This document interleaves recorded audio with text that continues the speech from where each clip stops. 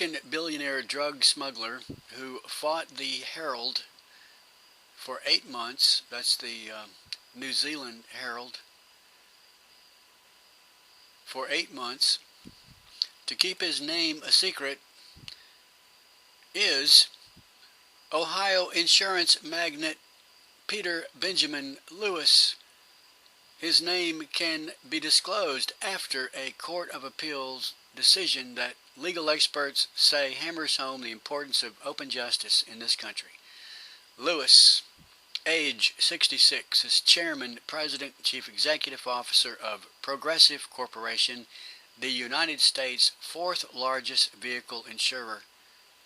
The fight to name him began on January 7 in the District Court of Otahuhu, when Judge David Harvey granted Lewis name suppression and discharged him without conviction for importing more than 100 grams of marijuana.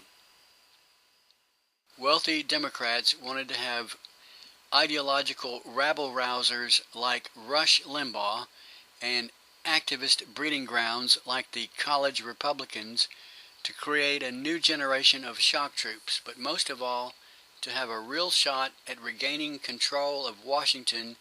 They wanted to plot an intellectual coup spearheaded by an aggressive idea factory like the Heritage Foundation. 5 years later, they have that and a lot more in the Center for American Progress, CAP, the most influential independent organization in Obama's nascent Washington. CAP was the brainchild of former Clinton White House Chief of Staff John Podesta, who dutifully worked wealthy dinner parties with a simple idea. We would create a new organization, a think tank on steroids. And not since the Heritage Foundation helped guide Ronald Reagan's transition in 1981 has a single outreach group held so much sway. Just as candidate Obama depended on CAP during the campaign for opposition research and talking points, President-elect Obama has effectively contracted out the management of his own government's formation to Podesta. The Podesta Group was formed to bring Democrats back into the presidency, and that was the purpose of being, says Stephen Hess, an expert on presidential transitions at the Brookings Institution. It is difficult to overstate the influence in Obamaland of CAP, a group with roughly $25 million in annual funding from mostly anonymous individuals. Podesta himself is leading Obama's transition effort, holding press conferences to speak for the president-elect, with an operations beneath him filled with CAP alum.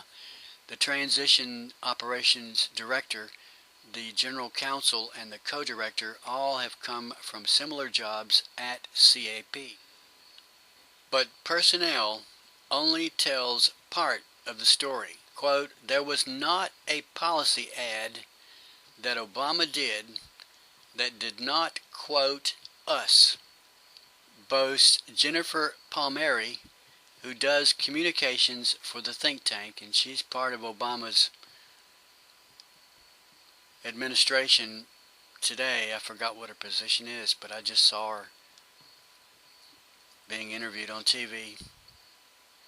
At the same time, and largely under the radar, CAP worked furiously during the elections to deliver talking points to overworked journalists. The deep-pocket donors responsible for CAP's success are not bragging, at least not in public.